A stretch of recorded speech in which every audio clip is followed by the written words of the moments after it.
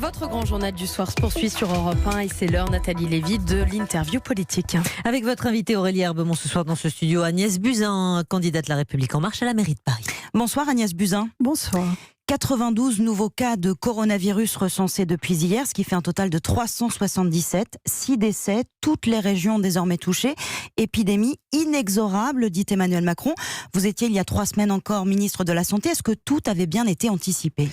Oui, bien sûr, on a anticipé dès le mois de janvier, lorsqu'on a commencé à voir l'épidémie prendre de l'espace en Chine, et notamment lorsque nous avons rapatrié les Français qui étaient à Wuhan. Mais aujourd'hui, ce que je veux dire en réalité, c'est que le monde change. Nous savons que nous allons avoir des crises sanitaires, des crises liées au changement climatique, des crises peut-être liées à des virus comme celle-ci, peut-être d'autres, et que donc il y a un enjeu. Et j'ai envie de vous parler en tant que future maire. Il y a un enjeu aujourd'hui pour tous les citoyens et pour toutes les institutions d'être préparés à la totalité des crises qui peuvent survenir. Et il y en aura d'autres malheureusement. Celle-ci, elle arrive, elle est à nos portes.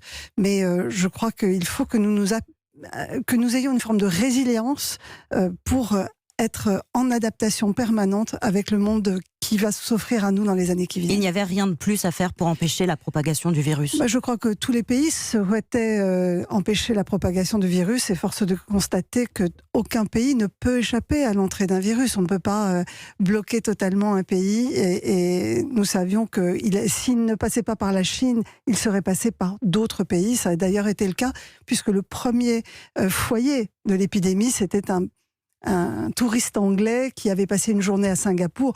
On voit bien qu'en réalité, il est très difficile de bloquer une progression. Alors, la France est toujours au stade 2 de l'épidémie. On va vraisemblablement finir par passer au stade 3. Très brièvement, qu'est-ce que ça va changer pour le quotidien des Français ? Alors, je ne suis plus ministre de la Santé. Non, mais vous l'étiez encore il y a quelques temps. Donc bien sûr, mais ça m'ennuie de parler à la place des autorités sanitaires. Et donc, je préfère laisser le ministre de la Santé actuel parler du stade 3. Il est probable qu'on y arrive. Ça changera nos habitudes, probablement aussi nos habitudes de campagne. On évitera un certain nombre de contacts humains. On essaiera de faire en sorte que l'épidémie se propage moins. Et donc, voilà, je laisse les autorités sanitaires évidemment en parler. Le ministre de l'Intérieur, en tout cas, a dit cet après-midi que certes, ça pourrait changer des habitudes, mais les municipales auraient bien lieu, il l'a dit cet après-midi, donc dans 10 jours, le premier tour. Qu'est-ce que vous dites aux électeurs qui pourraient avoir peur, peut-être, d'aller dans les bureaux de vote ? Écoutez, moi, c'est très difficile comme question, parce qu'il ne faut pas brusquer les gens.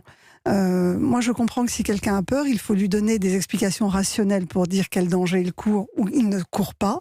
Mais je pense que ce n'est pas un homme ou une femme politique d'obliger un électeur à aller voter. C'est pas comme ça que je conçois la démocratie. Donc, je souhaite que ces élections se passent dans la plus grande sérénité possible. Mais je n'inciterai jamais des gens qui ont peur de sortir chez eux.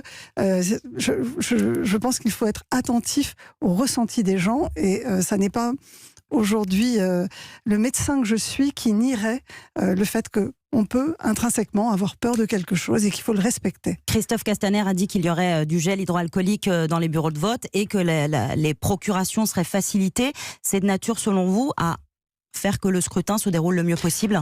En tous les cas, je sais que le ministère de l'Intérieur prend toutes les dispositions pour que cette élection se passe dans les meilleures conditions possibles et que chacun puisse exprimer son vote. Il va falloir que nous réussissions à faire comprendre aux électeurs quelles sont les mesures disponibles, soit de procuration, soit prises dans les bureaux de vote pour les rassurer.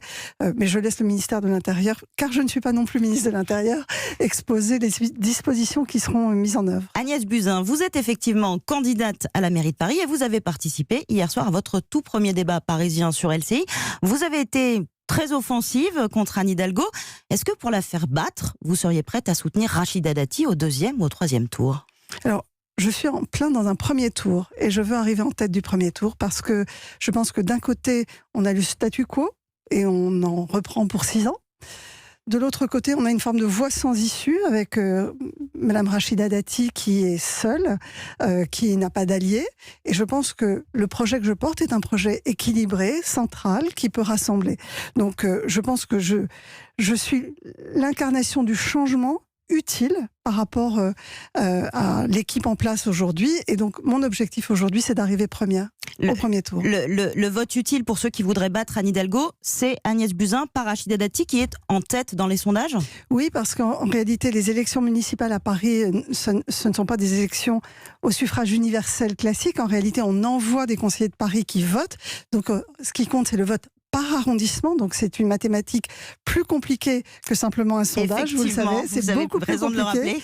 Et donc en réalité, ce n'est pas parce qu'on a 25% dans les sondages qu'on va forcément avoir le plus d'élus. Par exemple, Nathalie Kosciusko-Morizet, lors de la précédente élection, avait eu plus de voix que Anne Hidalgo, et pourtant Anne Hidalgo avait été élue. Donc c'est très compliqué à Paris.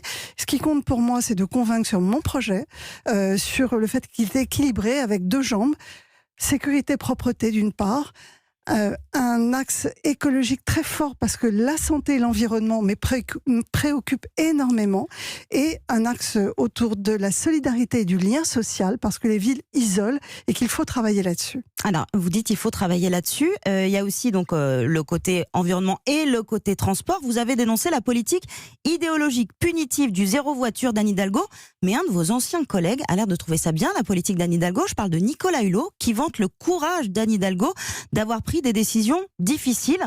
Comment vous expliquez que lui, il trouve ça bien ce que fait Anne Hidalgo contre la voiture à Paris, si on caricature rapidement ? Je ne suis pas contre l'objectif. L'objectif d'avoir moins de voitures, et surtout des voitures moins polluantes ou des transports moins polluants, c'est un objectif que nous partageons. Ce que je dénonce aujourd'hui, c'est la méthode, c'est la forme, et c'est bien le problème aujourd'hui. Du courage, selon Nicolas Hulot. Du courage, non, c'est de la brutalité pour moi. C'est de la brutalité, et tous les Parisiennes et les Parisiens l'ont ressenti tel quel. Parce que même quand on ne conduit pas à Paris, se promener à Paris, faire du vélo à Paris, dans les embouteillages dans lesquels on vit, avec une ville brouillon, où tout le monde se croise et s'oppose, en réalité, ça n'est du plaisir pour personne.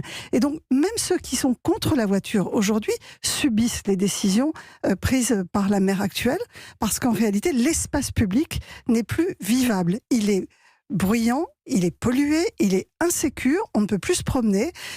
Et donc, aujourd'hui, ce que je dis simplement, c'est que ma méthode pour atteindre le même objectif qu'Anne Hidalgo, le même objectif qui est moins de pollution, évidemment. Je suis médecin, je suis bien placé évidemment pour connaître les conséquences de cette pollution atmosphérique et le départ des familles avec enfants notamment de Paris. Mais je dis simplement qu'on doit commencer d'abord à trouver des solutions avant de créer des problèmes. Merci beaucoup Agnès Buzyn d'avoir été mon invitée ce soir.